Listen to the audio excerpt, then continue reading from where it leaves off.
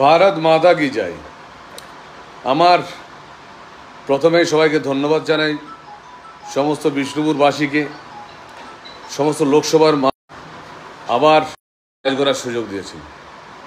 আপনারা না থাকলে সত্যি এই 5 বছর হয়তো কাজ করতে পারতাম কি কম করতে পারতাম, সেটা কোশ্চেনের ব্যাপার। কিন্তু এটা ঠিক কথা, আপনারা বিজেপি কর্মীদের মান সম্মান রেখেছেন। আমি আবার ধন্যবাদ জানাবো বিরোধী পক্ষদেরকেও, যারা শান্তি বজায় রেখেছেন। আমার সমস্ত দলের কর্মীদের কাছে আমার অনুরোধ যে তাদের উত্তর ইন্দাস হোক, খণ্ডঘোষ হোক, রাজনীতির ভোটে আপনারা লড়াই করলেন, আমরা লড়াই করলাম, কেউ জেতে কেউ হারায়। যে মারপিট করে গরিব ছেলেদের তো কোনো লাভ নেই। রাজনীতিতে সবাইকার নিজস্ব থাকে। ওই ছেলেটিও তো একদিন আপনাদের হতে পারে, যেই ছেলেকে মারধর করছেন।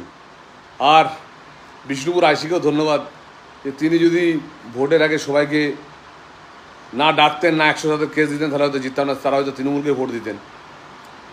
যাই হোক, আমি শুধু একটা কথাই বলবো যে সবাই শান্তিতে থাকুন।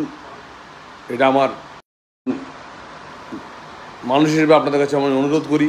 কারণ ওই পাড়ার ছেলেটা যাকে মারবেন ধরবেন, সেই ছেলেটা আপনাদের একদিন হতে পারে, বলা যায় না। সে আবার একদিন হয়তো আপনাদের পদে বসতে পারে, হতেই পারে।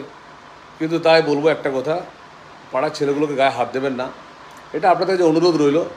তৃণমূলের সেই সমস্ত নেতাদেরকে যারা রাজনীতিকভাবে করতে পারেননি, কিছু ভোটে হেরে গেছেন, তার জন্য সন্ত্রাস করে লাভ নেই। কারণ আরও ভোট আসে ভোট যায়, 2 বছর পর ভোট হয়, 2 বছর পর আবার বিধানসভা। তো আবার বলি ধন্যবাদ। আর আমার সব কিন্তু বাবা ষাঁড়েশ্বর, সেই ষাঁড়েশ্বর আমাকে জিতিয়েছেন। আর পুরো মানুষকে বলবো মন খুলে কাজ করব, মন খুলে কাজ করব। শুধু কাজ করার জন্য আমি সবার হাত ধরতে রাজি আছি। আমি কাজ করার জন্য যে কোনো মানুষের হাত ধরতে রাজি আছি। আমি বিষ্ণুপুর লোকসভা ডেভেলপমেন্ট চাই, বিষ্ণুপুরকে জেলা ঘোষণা করা হোক, আমি হোক, বিষ্ণুপুরে আরও অনেক কাজ হোক। সবাই ভালো থাকবেন, নমস্কার।